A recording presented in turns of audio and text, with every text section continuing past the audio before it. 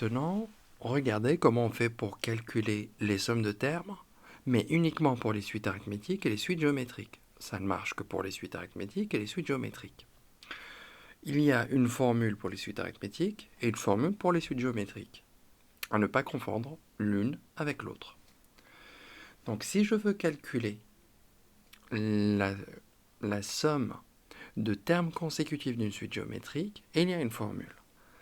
Donc là, avant de regarder cette formule-là, je vais essayer d'expliquer un tout petit peu comment on fait pour la retrouver.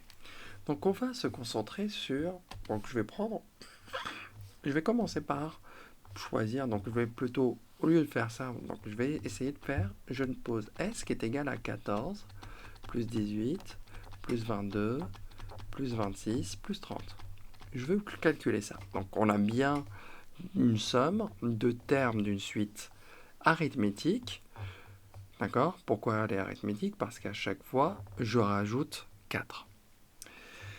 Donc là, ce que je vais vous montrer, il y a une petite astuce. Donc on va réécrire la même somme là, mais dans l'ordre décroissant.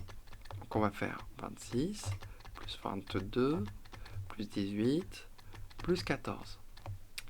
Alors, normalement, on doit remarquer quelque chose. Donc si je veux faire, on va additionner ces deux choses-là. Donc qu'est-ce qu'on a? On a 2S. C'est égal à quoi?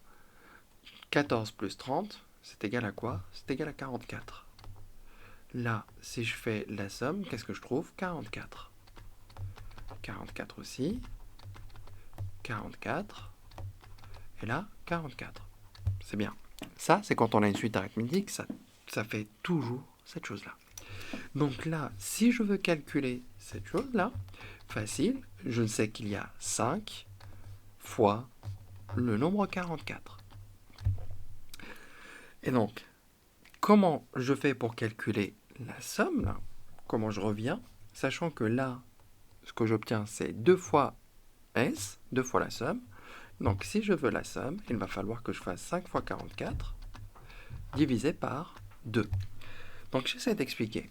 Donc, si je veux calculer une somme de termes consécutifs d'une suite géométrique, je regarde j'ai combien de valeurs, je multiplie ce nombre par la somme du premier et de la dernière valeur de la suite que je veux calculer, dont on veut calculer la somme. Donc on va faire ici, là, on voit bien qu'il y a 11 valeurs. Je vais multiplier ça par 1 plus 11. Et tout ça divisé par 2. Donc ça nous fait 66.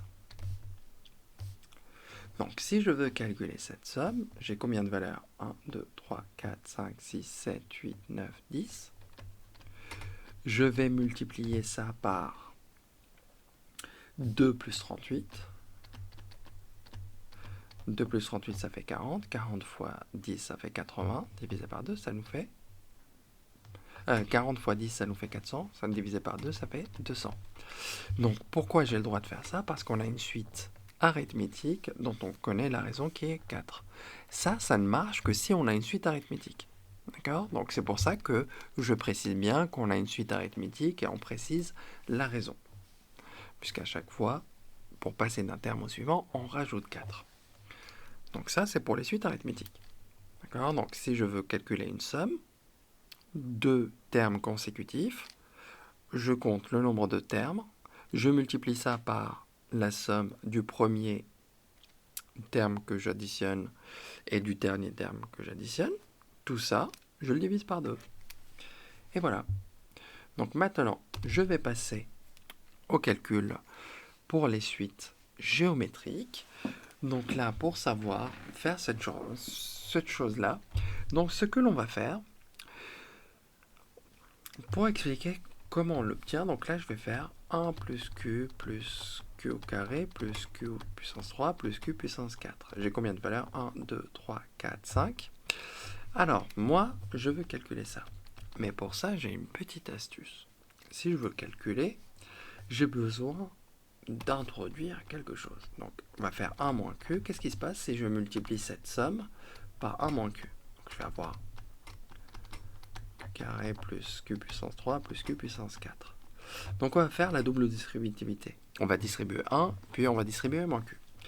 Donc là on va faire, si je multiplie le tout par 1, ça nous fait 1 plus q au carré, plus q puissance 3, plus q puissance 4. Et voilà. Donc maintenant, si je multiplie tout par moins q, donc je vais avoir moins q carré, moins q cube, moins q puissance 4, moins q puissance 5. Ce qui est bien ici, c'est que quand on va additionner, il y a des choses qui vont se simplifier. Q moins q carré moins q carré, q puissance 3 moins q puissance 3, q puissance 4 moins q puissance 4. Qu'est-ce qui va me rester? Donc j'ai 1 moins q facteur de s, c'est égal à quoi? C'est 1 moins q puissance 5. Donc si je veux s, à condition bien entendu que q est différent de 0, donc si q est différent de 1, pardon, il faut que 1 moins q soit différent de 0, je vais faire s, c'est égal à 1 moins q puissance 5 sur 1 moins q. C'est quoi 5? C'est le nombre de valeurs. Donc ça aide. Donc quand on a ça, ce qu'on va faire, c'est qu'on va repérer déjà, est-ce que c'est bien une suite géométrique? On me dit que on a une raison. Donc on regarde, fois 2, fois 2, à chaque fois on multiplie par 2. Donc on a bien une raison pour une suite géométrique, à chaque fois on multiplie par 2, pour passer d'un terme au suivant. Donc la raison c'est 2, donc je vais prendre 2 puissance, j'ai 1, 2, 3, 4, 5, 6, 7, 8, 9, puissance 9, sur 1 moins 2. Bon, cette chose-là m'aide à calculer la somme de termes de termes d'une suite géométrique dont on doit chercher la somme. Bon, je m'égare un peu. Donc là, parfois, ça ne va pas commencer à 1.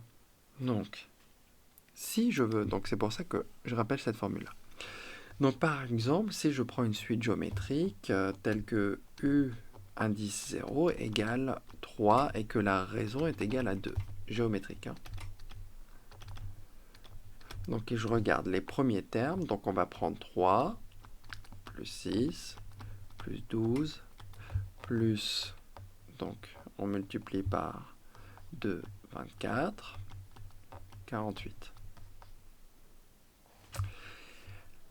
Alors, comment on fait pour calculer cette somme-là? Bien entendu, on prend la calculatrice, c'est rapide, mais bon, comment on fait de façon astucieuse? Donc on va faire, donc là je vous montrais que ça, il y a un facteur commun, c'est 3. Donc c'est 3 facteurs de 1, plus 2, plus 4, plus 8, plus 16. Et cette somme-là, je vais la calculer. Donc on va faire 3 facteurs, donc 1 moins 2 puissance 5 sur 1 moins 2. Pourquoi? Parce qu'on voit bien que c'est 1 plus 2 plus 4. Vous voyez bien? Donc là, on a bien la raison. Qu'est-ce qui se passe quand le premier terme n'est pas égal à 1? Il va falloir multiplier cette chose-là par le premier terme. Donc comment on fait? Donc on prend le premier terme, on multiplie ça par le quotient de 1 moins la raison à la puissance le nombre de termes sur 1 moins la raison de la suite géométrique. Et voilà.